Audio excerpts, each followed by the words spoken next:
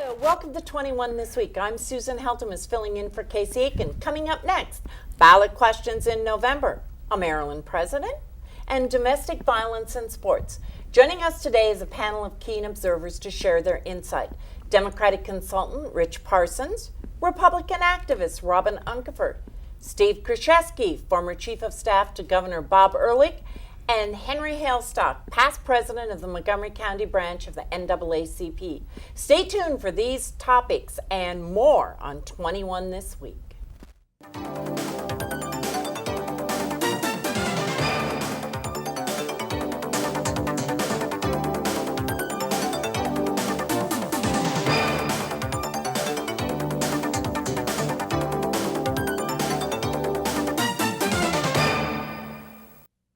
And we're back. In off-year elections, ballot questions occasionally are so polarizing that they actually draw voters to the polls. Not so much this year. The Gazette newspapers and the Democratic sample ballot asked voters to vote yes on all questions. So, Steve, statewide question 1 requires that the Transportation Trust Fund, that's the money that's set aside from gas tax and vehicle registration fees, be spent solely on road and transit projects. Now, this sounds like a no-brainer, but all governors have used these dollars to balance the budget. And you had an inside view during the Ehrlich administration, and you know that you have to balance budgets, and sometimes the money gets transferred. If passed, it will ensure the integrity of the fund. So is there any way that this question is not going to pass? Susan, generally when it's non-controversial, and it's widely supported, generally the average voter will tend to vote yes. In this situation, this is a legislative initiative. It was supported by the majority of the Finance Committee, which are your fiscal experts in the legislature, Democrats and Republicans. It's bipartisan, and it's just good government. But two other interesting aspects of this bill. Remember, everybody's running for re-election in the House of Delegates and also in the Senate, as well as the gubernatorial. So everybody supports good government initiatives. There's already a transportation trust fund, but as you are correct, sometimes that money was borrowed for other budget priorities. Sometimes. It never disappeared from the transportation trust fund. Yes. It just couldn't be used that particular year. Also, so this is a way for the legislature to essentially not have to pass anything with taxes, a tax cut, tax increase, or anything, but puts the money where it belongs, so it's good government. The only thing I disagree with that is you said sometimes.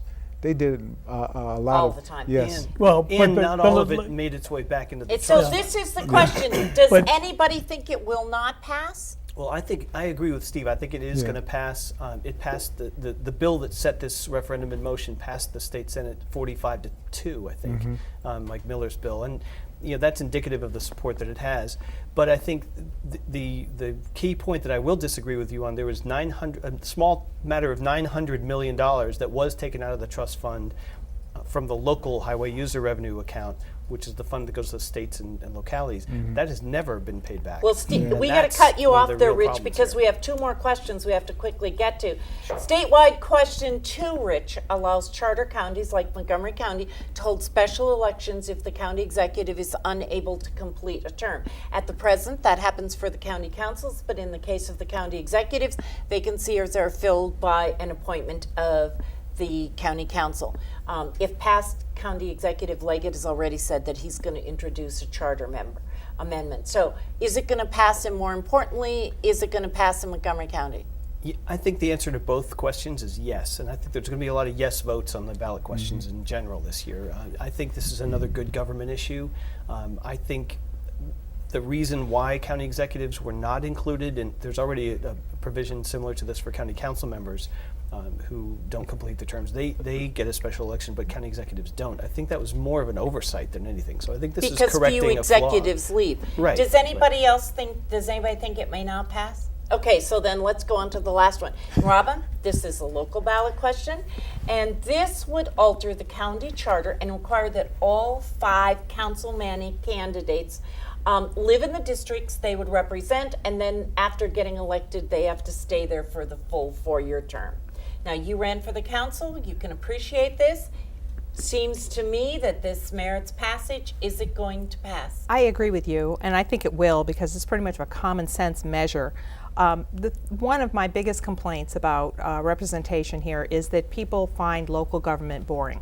They would rather talk about national policy, they'd rather talk about making the place a nuclear-free zone than the fact that there's potholes all the way down the street.